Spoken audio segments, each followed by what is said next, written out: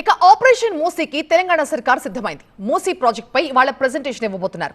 మరి మొదటి దశలో ఎలాంటి పనులకు ప్రభుత్వం శ్రీకారం చుట్టింది, ఎంత బడ్జెట్ కేటాయించింది, మూసీపై విపక్షాల విమర్శలకి ప్రభుత్వం ఇస్తున్న కౌంటర్ ఏంటి? మూసీని అంతర్జాతీయ స్థాయిలో అభివృద్ధి చేయడానికి తెలంగాణ ప్రభుత్వం భారీ ప్రణాళిక రూపొందించింది. మూసీ పునరుజ్జీవ ప్రాజెక్టుకు సంబంధించి మొదటి దశ డీపీఆర్ పూర్తవడంతో త్వరలోనే పనులు ప్రారంభించే దిశగా ప్రభుత్వం అడుగులు వేస్తోంది.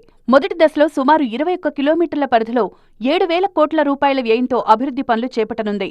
మొదటి దశలో హిమాయత్ సాగర్ నుంచి గాంధీ సరోవర్ వరకు, గండిపేట నుంచి బాపుఘాట్ వరకు కలిపి సుమారు 21 కిలోమీటర్ల పరిధిలో మూసీ పునరుజ్జీవ పనులు చేపట్టనుంది.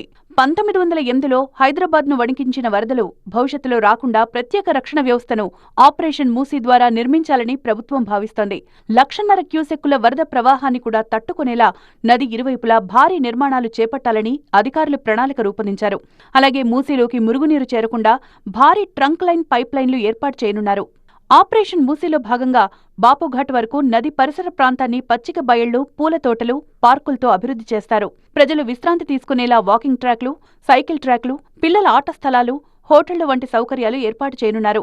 అలాగే మంచిరేవుల, నార్సింగి, సన్సిటీ ప్రాంతాలను అనుసంధానం చేస్తూ 15 కొత్త వంతెనలు నిర్మిస్తారు. రవాణా సౌకర్యాలు మెరుగుపడేలా నది ఇరువైపులా విశాలమైన రోడ్లను కూడా అభివృద్ధి చేయనున్నారు. బాపుఘాట్ దగ్గర గాంధీ సరోవర్ కేంద్రాన్ని అభివృద్ధి చేస్తారు.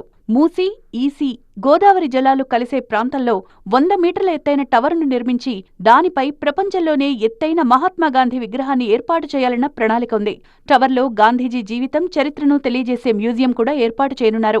అయితే మహిళా దినోత్సవం సందర్భంగా ఏర్పాటు చేసిన కార్యక్రమంలో పాల్గొన్న సీఎం రేవంత్ ఈ నెల 13న మూసీ ప్రాజెక్టు ఫస్ట్ ఫేజ్ పై ప్రెజెంటేషన్ ఇవ్వబోతున్నట్లు ప్రకటించారు. దీంతో పాటు ప్రాజెక్టు డీపీఆర్ వివరాలు వెల్లడిస్తానన్నారు.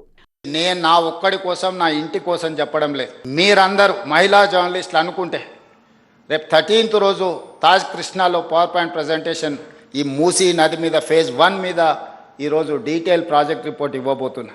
గాంధీ స్టాచ్యూకి 5,000 కోట్లు ఖర్చు పెడుతున్నారు. ఎవడన్నా బుర్రుండేటోడు 5,000 కోట్లు ఖర్చు పెడతాడు ఆ స్టాచ్యూకి. స్టాచ్యూ కాస్ట్ 70 కోట్లు.